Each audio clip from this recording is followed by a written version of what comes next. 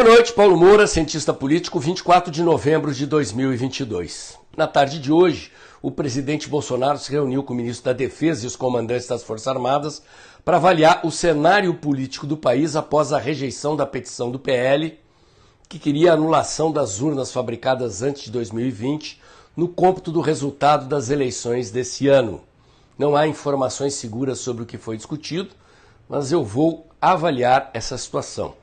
Enquanto isso, no Congresso Nacional, parece que os parlamentares resolveram dar o ar da graça. Os senadores encaminharam um pedido de impeachment de Luiz Roberto Barroso, ministro do STF, e na Câmara dos Deputados já há 181 assinaturas para uma CPI para investigar o autoritarismo do TSE e do STF.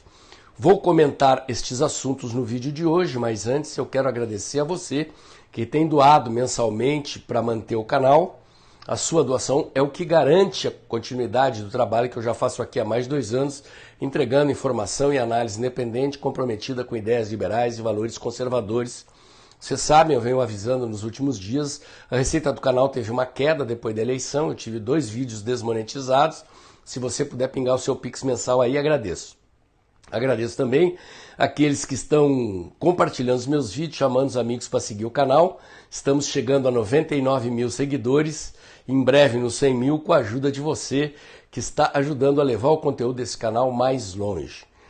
Vamos lá, gente. Eu vou deixar o assunto dos militares para o fim do vídeo, porque eu acho importante registrar essas iniciativas que estão surgindo no parlamento. A iniciativa do Senado é uma iniciativa de 3 senadores. O senador Girão, do Podemos, que é um senador que se diz independente.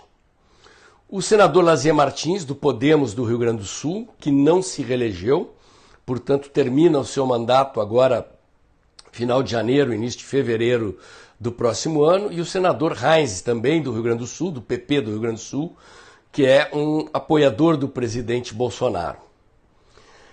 O pedido de impeachment vai cair na mão do Pacheco, possivelmente será engavetado.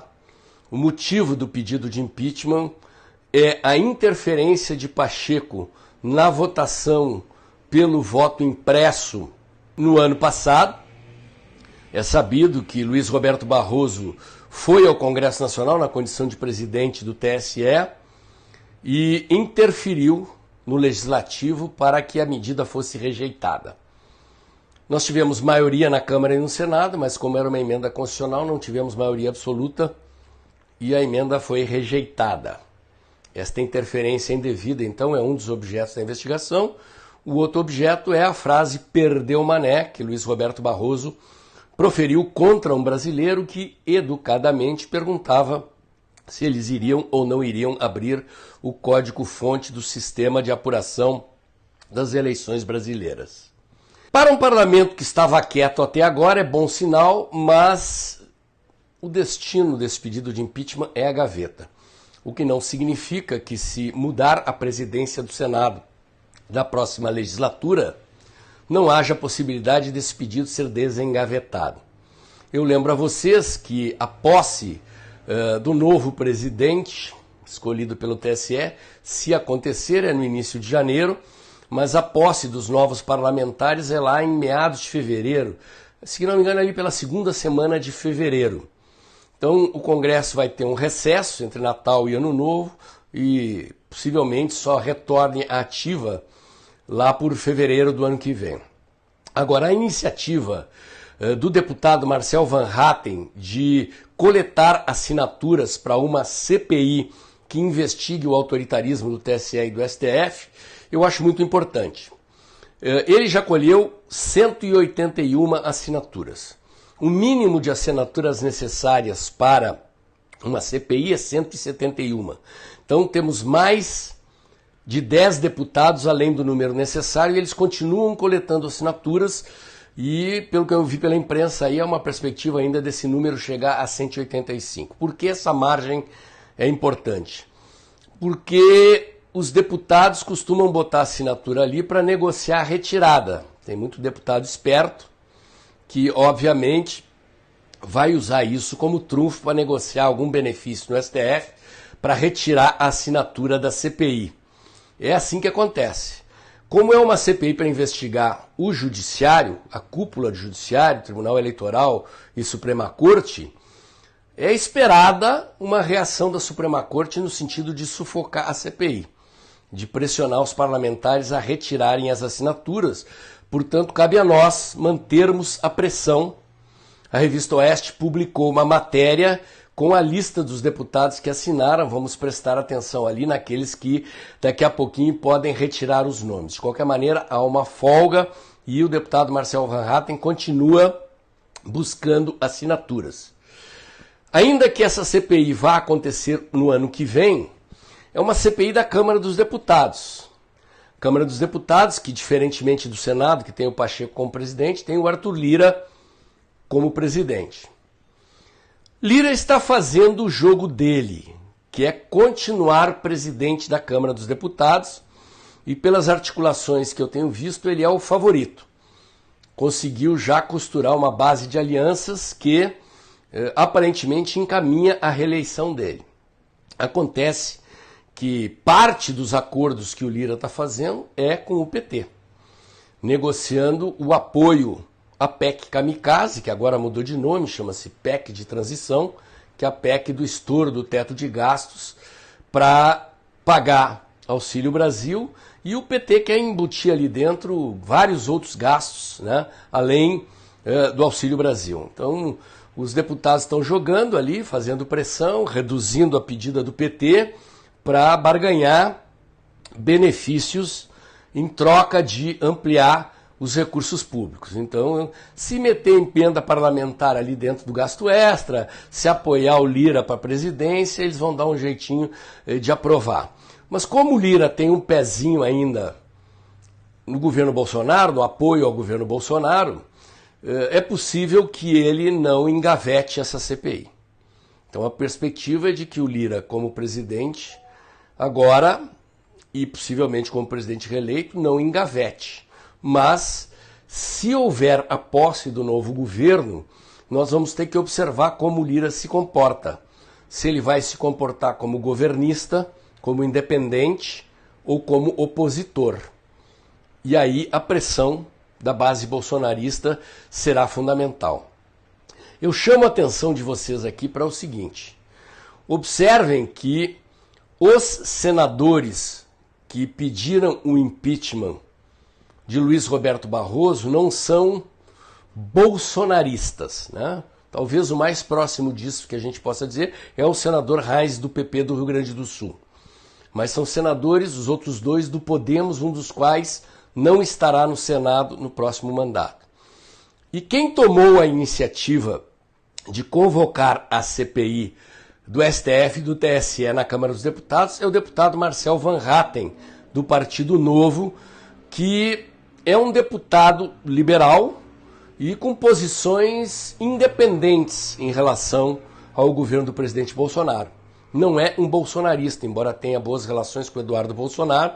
Marcel é meu amigo, eu acompanhei a carreira dele lá no início, participei do conselho da campanha eleitoral dele quando ele foi candidato a deputado estadual, se elegeu no Rio Grande do Sul pelo Partido Progressista e depois ainda apoiei a primeira candidatura dele a deputado federal pelo Novo no Rio Grande do Sul. E depois eu me mudei para São Paulo e como ele manteve essa posição mais independente, digamos assim, eu não acompanhei a segunda eleição dele. Se reelegeu com 250 mil votos, 100 mil votos a menos que na primeira eleição, mas é um deputado muito bem votado, um deputado corajoso, independente e presta um bom serviço ao convocar essa CPI. Mas por que eu estou chamando a atenção disso? Porque são parlamentares que não são ligados ao presidente Bolsonaro. Ok? Esses parlamentares continuam quietos. Pelo que saiu na imprensa, é o presidente Bolsonaro que havia pedido o silêncio desses parlamentares. O primeiro que eu ouvi falando na tribuna foi o deputado Felipe Barros, do Paraná, que é um bolsonarista, leal, seguidor, apoiador do presidente Bolsonaro, que fez uma crítica dura ao STF no parlamento. Eu espero que os parlamentares que nós elegemos comecem a botar a cabeça para fora para criar um clima no parlamento para barrar aquilo que o petismo vai tentar fazer com o país daqui para frente, mas principalmente para barrar os excessos de poder da Suprema Corte e do Tribunal Superior Eleitoral. Então, vamos ver se essa CPI sai e se esses deputados aderem, ok?